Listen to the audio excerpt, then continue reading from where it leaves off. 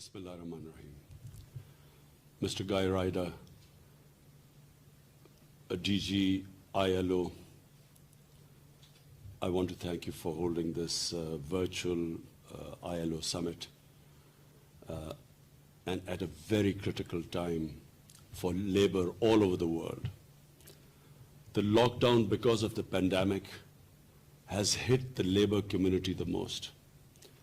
And this is why this summit is extremely important, because the issue is ongoing. The virus, the pandemic is ongoing. In some countries it's coming down and then peaking.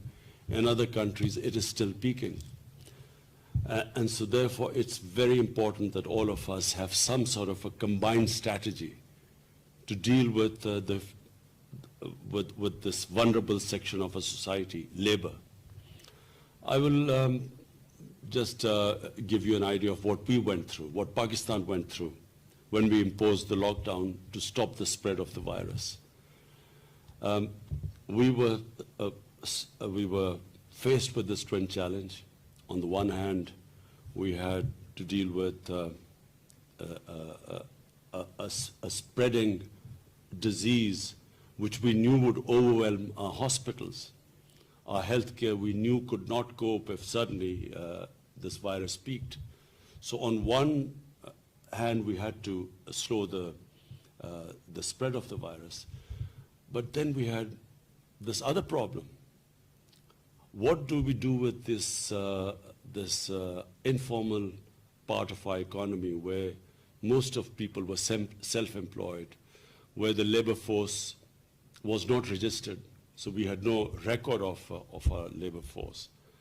So when the moment we imposed the lockdown, suddenly all these people became unemployed.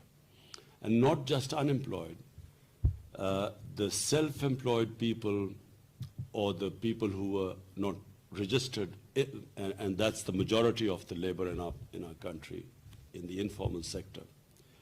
Now the problem we faced was that this labor, their families depended upon the incomes, the daily incomes or the weekly incomes of this labor. And if they could not earn, their families could not eat. So in the beginning, we had the situation in the first 2-3 weeks where cars going into poor areas of our society were actually attacked by people who were hungry. So therefore, we came up with this idea of a smart lockdown. We decided that we would, on the one hand, stop all places where there were public gatherings, so schools, colleges, marriages, anywhere, sports activities, everything we stopped. But on the other hand, we allowed other activities like construction and agriculture. We did not stop any workers in the agriculture area because, of course, then we would have had a huge food crisis. But construction activity, which employs most amount of workers in our cities, we open it up fairly quickly. On top of it, we decided that we needed to transfer cash to this informal part of our labor, which there was no registration. Those who were registered, we asked the employers to keep them employed, and we compensated for them. But the ones who weren't registered, we set up the system of people registering with our SAS program, which was this program through which we distributed money. We had desks everywhere where people were registering there. We had them checked. And then in Pakistan's history, never was so much money transferred to so many people in such a short space of time.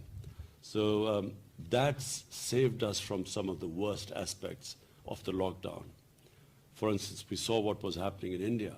India did the opposite. They went for a curfew almost. And they had the huge problem of millions of migrant workers who were just left stranded. And on top of it, their poverty, because of this very strict lockdown, their poverty rates have gone up. But having said this, the future is very uncertain. We don't know how long the economy will take to recover from the impact of this lockdown. So no one is sure right now where we are headed. And we are all praying that some vaccine comes out as a cure to this virus. But in the meantime, this uncertainty prevails. And what we all know, the most vulnerable section of our society remains our labor. And that's why this summit is extremely important. We need to share ideas. We need to have some sort of a joint strategy on protecting our labor class, our laborers who are at the moment, businesses are going bankrupt. The small and medium industry, which employs the highest number of people, is the most vulnerable. In fact, the most bankruptcies are in the small and medium industry. And that's why we need some sort of a strategy. Our second problem is, of course, our workers who are working abroad. This country depends upon their remittances, and not just Pakistan. I know a lot of other countries depend upon the remittances of their labor working abroad. Mr. Guy Ryder, we need some strategy of how we can convince these countries to be a bit more sympathetic, even though we know all countries are facing huge problems right now. But we need them to be sympathetic to these laborers who are working in countries which we know are facing problems. Secondly, we need some joint strategy, how we can soften the impact on laborers all over the world. So I thank you again for holding this very important conference at a very critical juncture in history as far as labor is concerned. And we would love to share ideas with other people. We would like to know what other countries are planning to do, what their experiences are. We will of course keep people other countries updated with what we are facing and what we feel the way forward is. But this conference is a beginning, I feel. After that, this constant exchange of ideas I'm sure will help all of us to help our labor.